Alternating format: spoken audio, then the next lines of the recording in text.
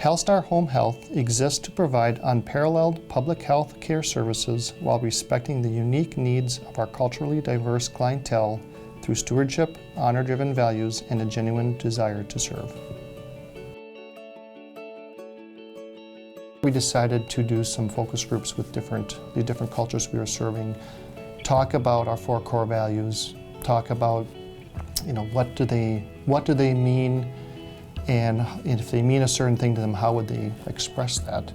And so through that, we really developed a subset of values, which we call the ECC, Company Expressions.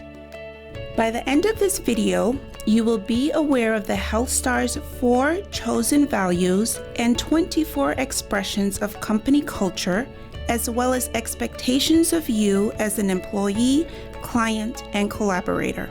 Let's explore how we exemplify these qualities that are important to our clients, team members, and everyone we interact with. By being the 24 ECCs, it is who we are. It is how we interact with each other as employees. It is how we show up for our clients. It is how we show the best parts of who we are. The 24 ECC program is who we are, and it's a way of life here at HealthStar. It's not unusual to hear somebody being checked either way. Well, that was very 24 ECC, like kudos to you, but it's not unusual to hear the opposite either. We could have, followed this 24 ECC in this response by doing, X, Y, and Z. The 24 expressions of company culture are important in exemplifying our interactions as a way of honoring the culturally diverse clients we serve, employees we work with, and everyone we interact with. Servant leadership is about ensuring that other people's highest priority needs are being served. A servant leader focuses primarily on the growth and well-being of people and the communities to which they belong. Home health aides, PCAs, homemakers, they provide that servant leadership to that client with every visit. I see it every single day where the home health aide that is in the home really makes a huge impact on that client. Whether they're making breakfast for you and talking to you while they cook, it's a visit for people that may not have visitors on a regular basis. We need you. If we didn't need you, the doctor would not have written an order for you. That we depend on you. Respect us enough to call if you're going to be late. Respect us enough if you're not going to be there. To me, it's all about respect. And I can't stress it no other way. It's about mutual respect. It's about respect. Fulfilling our responsibilities to the clients, others, and ourselves. Being decisive in ensuring that the client's highest priority needs are met, while showing joyful optimism and gratefulness for the opportunity to serve with empathy. Empathy is the feeling that you understand and share another person's experiences and emotions. The ability to share someone else's feelings. Empathy is seeing with the eyes of another, listening with the ears of another, and feeling with the heart of another. I'm an employee with First Nations, and I work with my mother. She's also a client with First Nations.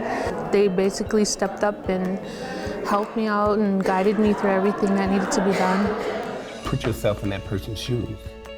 One day you can be sitting there and you want to be treated, fairly.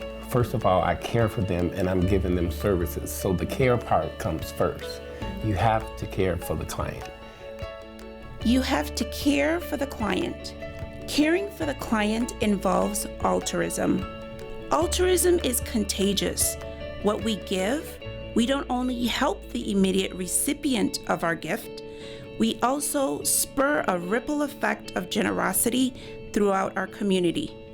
Altruism is a principle or practice of unselfish concern for or devotion to the welfare of others. According to the Great Good Science Center, altruism is contagious. When we give, we don't only help the immediate recipient of our gift, we also spur a ripple effect of generosity throughout our community. ECCs have been just outstanding. I don't think everybody shares the same values, but it's really important to have those values come together. And in our community, we try really hard to go above and beyond to accommodate our clients. Cuando empecé con él, one of my clients, when I started with him, he was really shy to assist him with a bath or to talk to me.